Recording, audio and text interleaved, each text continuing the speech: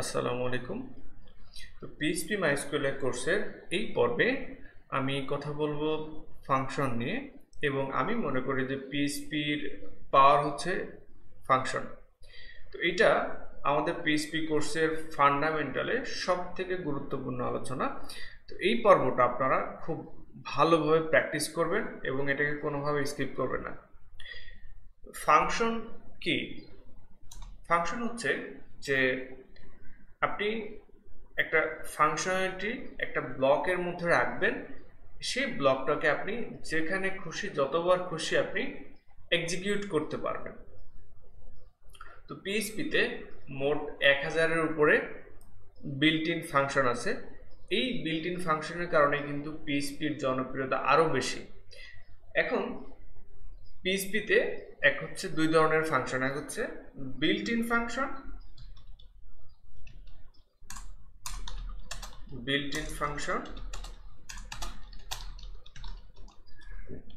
আরেকটা হচ্ছে user defined function. তো বিল্ট ইন ফাংশন যদি বলি, আমরা স্ট্রিং এর ক্ষেত্রে আমরা প্রায় 15টা বা তারও বেশি আমরা ফাংশনগুলো দেখে ফেলছি। এগুলো কিন্তু বিল্ট ইন ফাংশনেরই এক্সাম্পল। তো বিল্ট ইন ফাংশন যেমন আমরা স্ট্রিং এর ক্ষেত্রে দেখছি, এরপর ম্যাথের ক্ষেত্রে দেখব, অ্যারের ক্ষেত্রে দেখব, হ্যাঁ, এরকম আর কি। প্রত্যেকটা ডাটা টাইপের জন্য বিল্ট ইন ফাংশন আছে, যেগুলো দিয়ে আমরা স্পেসিফিক ডাটা টাইপকে আমরা হ্যান্ডেল করতে পারি। এখন আমাদের আজকে যে জিনিসটা দেখবো সেটা হচ্ছে যে বিল্ট ইন ফাংশন আমরা কিভাবে তৈরি করতে পারি। তো বিল্ট ইন ফাংশন হচ্ছে যে সাপোজ আমরা একটা ফাংশন লিখবো, তার মধ্যে আমরা একটা লজিক বা একটা স্টেটমেন্ট বা একাধিক স্টেটমেন্ট আমরা সেখানে এক্সিকিউট করবো, রাইট? তো আমি যদি একটা কাস্টম ইউজার ডিফাইন্ড ফাংশন তৈরি করতে চাই, আমাকে যেটা করতে হবে, আমাকে ফাংশন কিওয়ার্ডটা লিখতে হবে। এরপরে যেটা করতে হবে হচ্ছে আমার একটা ফাংশনের নেম দিতে হবে। ফাংশনের নেম ডিক্লেয়ারটা অলমোস্ট ভেরিয়েবলের মতো, যে আপনি আন্ডারস্কোর দিয়ে শুরু করতে পারবেন, কিন্তু নাম্বার দিয়ে শুরু করতে পারবেন না। এখন আমি জাস্ট এদিকে না যায়, আপনারা জাস্ট এটা যারা ভেরিয়েবল ডিক্লেয়ারের লেকচার দেখছেন তারা সবাই জানেন। এখন আমি লিখলাম যে টেস্ট ফাংশন। এইবার আমরা যেটা করব যে এই ফাংশনের মধ্যে আমরা যদি এখানে লিখি যে ইকো হ্যালো ঈদ মুবারক,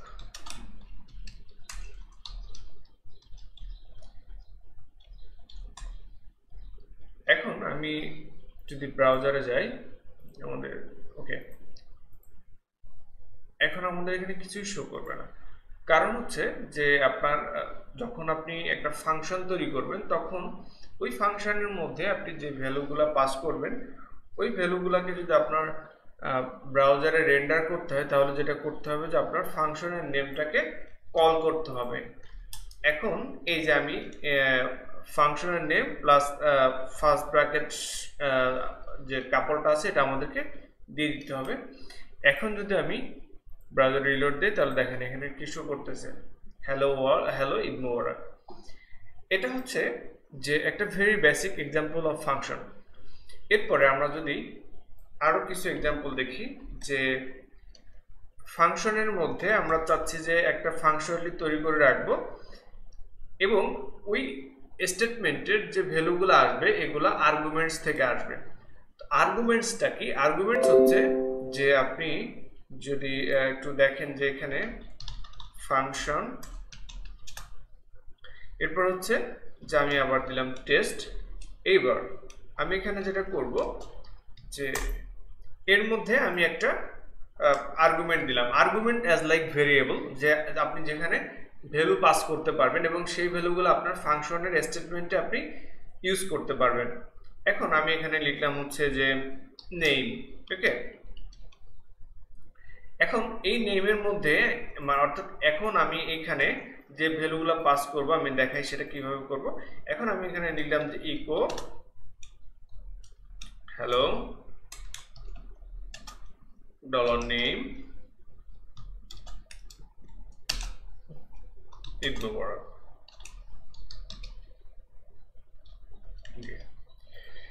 এখন আমি যদি এই টেস্টটাকে এখন কল করি, তাহলে কি কি হতে পারে আপনি একটু দেখেন ভালো করে। আমি যদি এখন রিলোড দেই, এখন এখানে আমরা অফকোর্স ফ্যাটালি রোড দেখব, কারণ হচ্ছে যে আমাদের এই ফাংশনটার মধ্যে আমরা একটা আর্গুমেন্ট পাস করছি। এই আর্গুমেন্টের মধ্যে যেহেতু আমরা আর্গুমেন্ট পাস করছি, যখন আমরা ফাংশনটাকে কল করছি, হ্যাঁ, যখন আমরা ফাংশনটাকে কল করছি তখন অবশ্যই আমাদের এইখানে এই আর্গুমেন্টের ভ্যালুটাকে আমাদের এই ফাংশনের মধ্যে পাস করতে হবে, কারণ আমাদের এই আর্গুমেন্টটা ছিল কি রিকোয়ার্ড। এখন আমি যদি এখানে লিখি যে আসিফ, তাহলে দেখেন যেখানে আসতেছে কি হ্যালো আসিফ ঈদ মুবারক। ওকে, এইবার আমি যদি এখানে লিখি যে মেহেদি, তাহলে দেখেন এখানে আসতেছে হচ্ছে হ্যালো মেহেদি ঈদ মুবারক। তো সেটা হচ্ছে যে আপনার একটা ফাংশনের মধ্যে যদি আপনি এইভাবে ডাইনামিক্যালি কোনো ভ্যালু পাস করতে চান, তাহলে আপনাকে আর্গুমেন্ট পাস করতে হবে। এখন কথা হচ্ছে আপনি এখানে কতগুলো আর্গুমেন্ট পাস করতে পারবেন।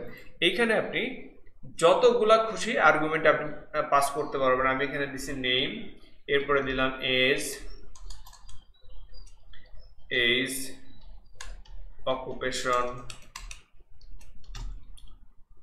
অকুপেশন, এরপরে ব্লা ব্লা ব্লা, যতগুলো আপনার খুশি এখানে আপনারা দিতে পারবেন। এখন আমি এখানে দিলাম নেম, তারপরে আমি এখানে যদি দেই যে মাই এজ ইজ, এখানে দিলাম হচ্ছে এজ, তারপরে এখানে দিলাম হচ্ছে যে মাই অকুপেশন ইজ অকুপেশন। ওকে, এখন আমি যদি এখানে রিলোড দিই ব্রাউজারটা, তাহলে দেখেন এখানে আবার আমাদের কিন্তু ফ্যাটালি রোড জেনারেট করবে, কারণ হচ্ছে যে আমরা এখানে 3টা আর্গুমেন্ট পাস করছি। এই 3টা আর্গুমেন্টই কিন্তু রিকোয়ার্ড। এখন আমি এখানে যদি দিয়ে দিই হচ্ছে 29, এরপরে আমি এখানে দিয়ে দিই হচ্ছে ফ্রিল্যান্সিং,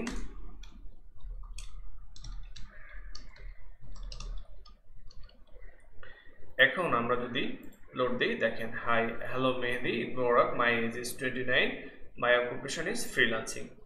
সুন্দর না? তো এটা হচ্ছে একটা খুব মানে আর্গুমেন্টস বোঝানোর জন্য খুব সিম্পল একটা এক্সাম্পল।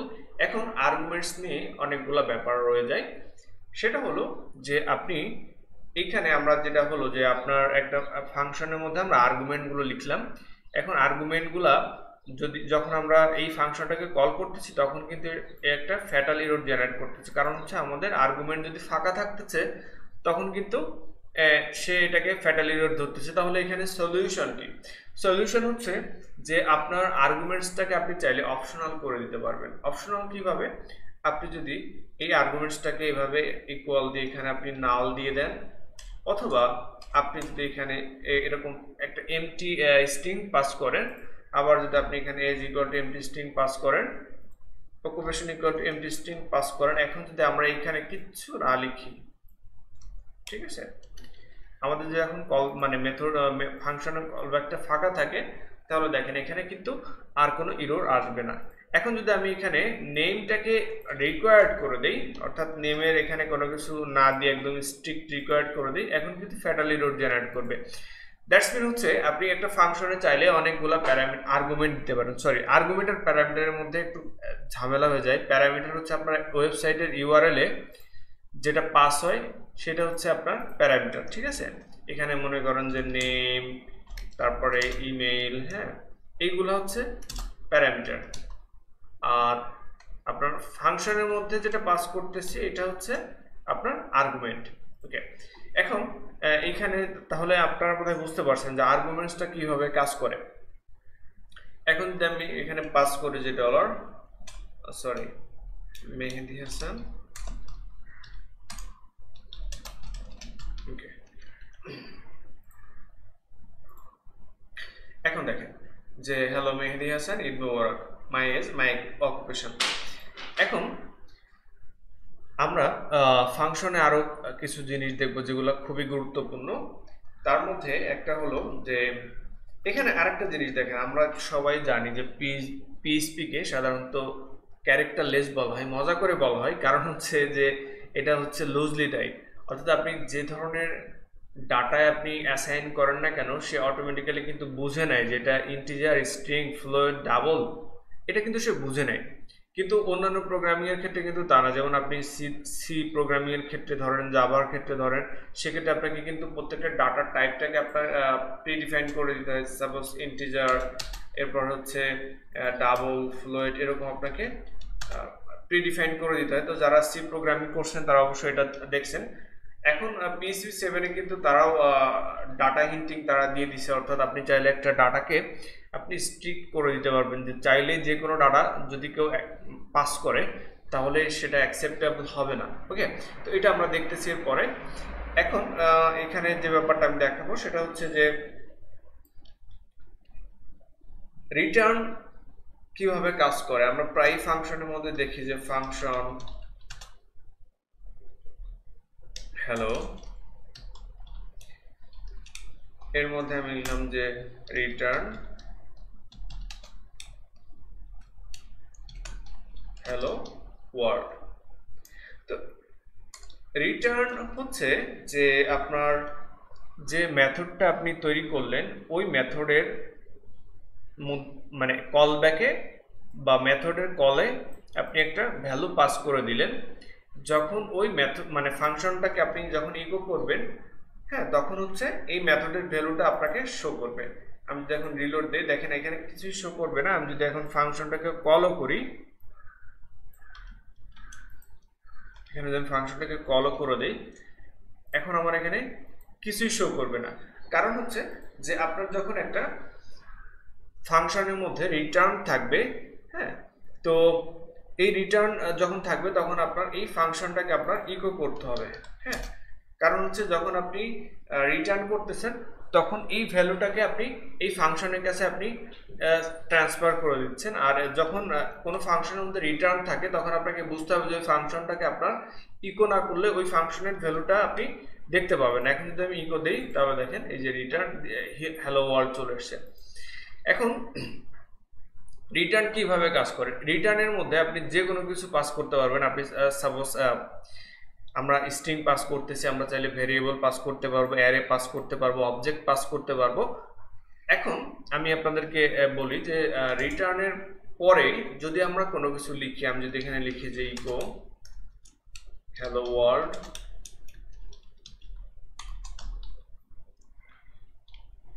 তাহলে দেখেন তো কোনো কিছু হয় কিনা। এখানে কিছুই হবে না।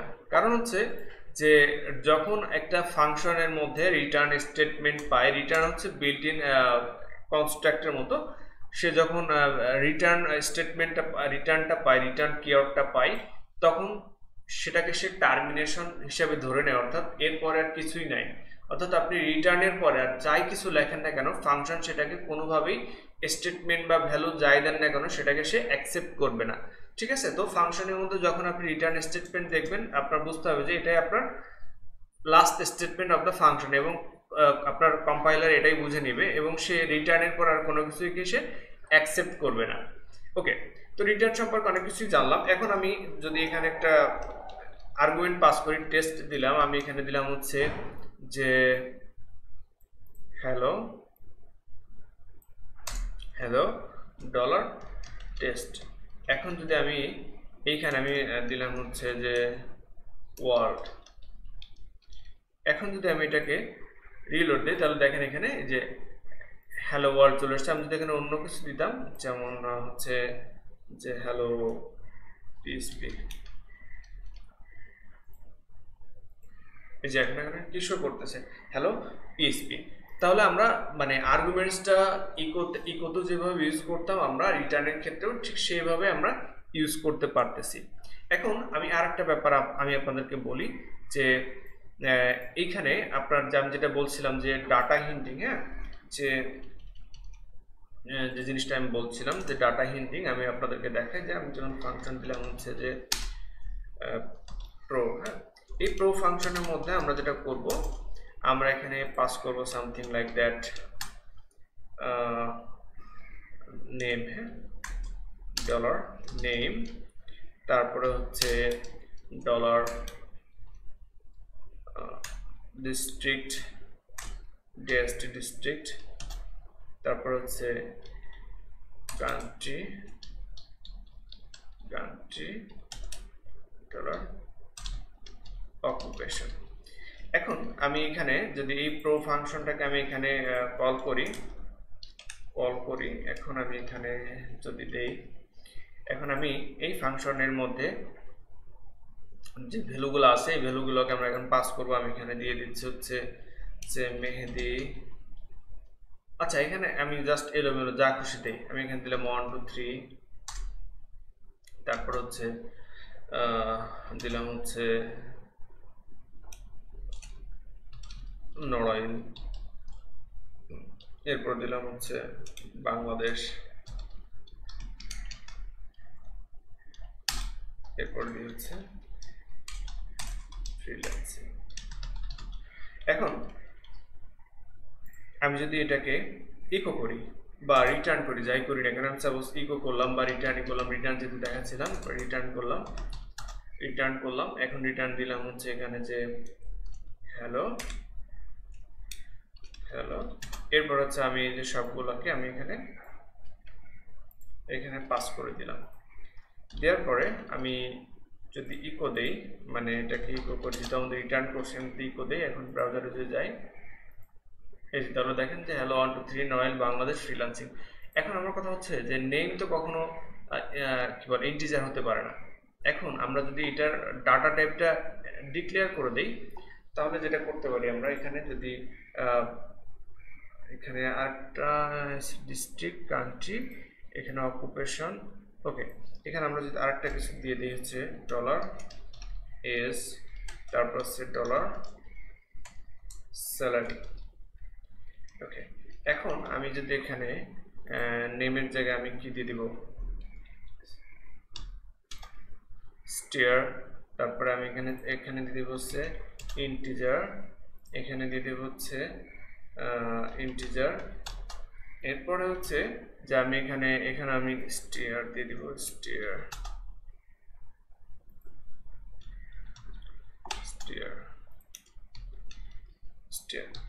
এখন আমি যদি রিলোড দিই, দেখেন আমার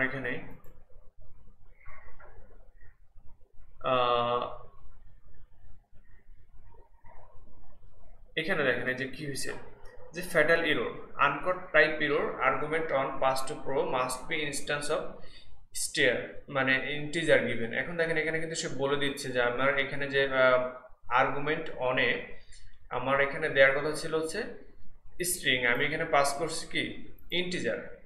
এখন আমি যদি এখানে প্রথম প্যারামিটারে যদি লিখি যে মেহেদি, এবার যদি আমি রিলোড দেই,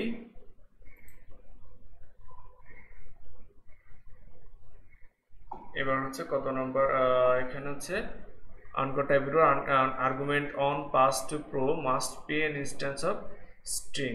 ওকে, এখন এখানে আরেকটা জিনিস এখানে খেয়াল করেন যে এখানে আমাদের আরো যে প্যারামিটারগুলো আছে প্যারামিটারগুলোকে আমাদের পাস করে দিতে হবে। আমি একটু জাস্ট একটা মিনিট এখানে পাস করে দিলাম।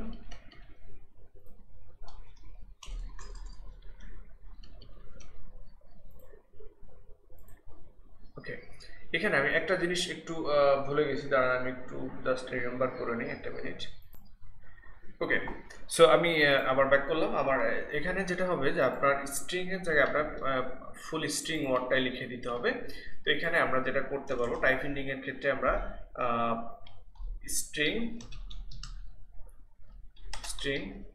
ইন্টিজার আর ফ্লোট, এই তিনটা আমরা এখানে ইউজ করব। এখন এখানে যদি আমি কি বলে এখানে ইন্টিজারের জন্য আইএনটি থাকবে আর ফ্লোটের জন্য ফ্লোট। এখন যদি আমি এখানে সবগুলো যে স্ট্রিং ছিল আমি এখানে স্ট্রিং বসাই দিলাম, স্ট্রিং। ওকে, এখন আমি যদি এই যে আর্গুমেন্টস গুলো আছে এইজ এবং স্যালারি আমি যদি এখানে এজের জায়গায় এখানে দিয়ে দিলাম হচ্ছে 29, তারপরে স্যালারির জায়গায় দিয়ে দিলাম হচ্ছে হ্যালো। এখন আমরা যদি একটু ব্রাউজার আউটপুট দেখি, তাহলে দেখেন এই যে argument 6 pass out to pro must B integer string given. এখন আমি এখানে যদি স্যালারির জায়গায় আমি এখানে 29 এজের জায়গায় 29, স্যালারি এখানে দিলাম মনে করেন যে 20,000 টাকা। ওকে, এখন যদি আমি এটাকে রিলোড দিই, ওকে, এখন সবকিছুই একদম পারফেক্ট। তো আপনারা যেটা করতে পারেন যে আপনারা যদি কোনো মানে ফাংশনের মধ্যে যদি এইভাবে করে ডাটাকে আপনি টাইপ হিন্টিং করে দিতে চান যে এইখানে স্ট্রিক্টলি এই ধরনের ডাটাই আপনার চাই সেক্ষেত্রে আপনার এইভাবে আপনি কি বলে টাইপ হিন্টিংটা করে দিতে পারবেন। এটা একটা গুড প্র্যাকটিস। ওকে, তো এখন আর কি দেখাবো হচ্ছে, ওকে এখানে আপাতত ফাংশন সম্পর্কে এতটুকুই। তারপরে যদি কাজ করার ক্ষেত্রে যদি আরো অনেক কিছু দরকার পড়ে আমরা সেগুলো দেখে নিব। ওকে, ও আচ্ছা সরি, আমার মনে পড়ছে, সেটা হচ্ছে যে আপনি যদি এখানে একটা ফাংশনের মধ্যে অ্যারে পাস করেন তাহলে সেটা কিভাবে কাজ করবে। আমি এখানে যদি দেই হচ্ছে যে ফাংশন হচ্ছে রিটার্ন অ্যারে, হ্যাঁ এটা না দিয়ে rtr অ্যারে। ওকে, অর্থাৎ আমি জাস্ট বোঝাতে চাইলাম যে এই ফাংশন দিয়ে আমরা অ্যারেকে রিটার্ন করব। এখন আমরা যদি এরকম করি যে এখানে কিছু দিলাম না, আমরা জাস্ট বলে দিলাম rrn রিটার্ন অ্যারে 1 2 3 4 5 6। ওকে, এখন আমরা এইটাকে যদি আমরা মানে এই অ্যারের ভ্যালুটাকে যদি আমরা এই ফাংশনের মধ্যে থেকে এইভাবে রিটার্ন করে নিতে চাই তাহলে আমরা কি করতে পারি। আমরা যদি ইকো করি তাহলে দেখেন তো আমার এখানে কোনো কিছু আসবে কিনা। আমাদের এখানে আপাতত কোনো কিছুই আসবে না, কারণ হচ্ছে আমরা অ্যারেকে স্ট্রিং এর মতো করে আউটপুট নিতে চাচ্ছি, রাইট। এখন আমাদের যেটা করতে হবে যে আমরা এই যে মানে আমাদের ফাংশনটা আছে এই ফাংশনটাকে আমরা এখানে একটা ভেরিয়েবলের মধ্যে নেই dollar add to steer equal to আমাদের এখানে রিটার্ন অ্যারে। এখন আমরা যেটা করতে পারি যে এইখানে এই ভেরিয়েবলের মধ্যে আমরা যেটা করতে পারি যে এইভাবে আমরা অ্যারেতে আরো দেখবো যে আমরা অ্যারের ভ্যালু আমরা কিভাবে পিক করতে পারি। আমি এখানে যদি দেই হচ্ছে 0, হ্যাঁ এখন আমি এখানে যদি দেই 0 মানে হচ্ছে অ্যারের ইন্ডেক্স আর কি। তো আমি এখানে হচ্ছে যদি দেই তাহলে এখন কত শো করতেছে, অন শো করতেছে। আমি যদি এখানে এইভাবে এখানে দিয়ে দিই অন 2 3 4, এখন যদি আমি এখানে রিলোড দিই এখন দেখেন আমরা এখানে যতগুলো ভ্যালু ছিল সবগুলো ভ্যালু আমরা বের করে নিয়ে এসেছি। তো ঠিক আছে, এই পর্ব এখানেই শেষ করতেছি কারণ আমাদের এই পর্বটা বেশ বড়ই হয়ে গেছে। তো আশা করি যে আপনারা এটা পুরোপুরি একদম পারফেক্টলি প্র্যাকটিস করবেন। এরপরে হচ্ছে আমি অ্যারে নিয়ে আলোচনা করব, এরপর আমরা চলে যাব হচ্ছে ক্রুড অ্যাপ্লিকেশনে চলে যাব। তো আশা করি সবাই ভালো থাকবেন, সুস্থ থাকবেন এবং বেশি বেশি করে কোড প্র্যাকটিস করবেন। আল্লাহ হাফেজ।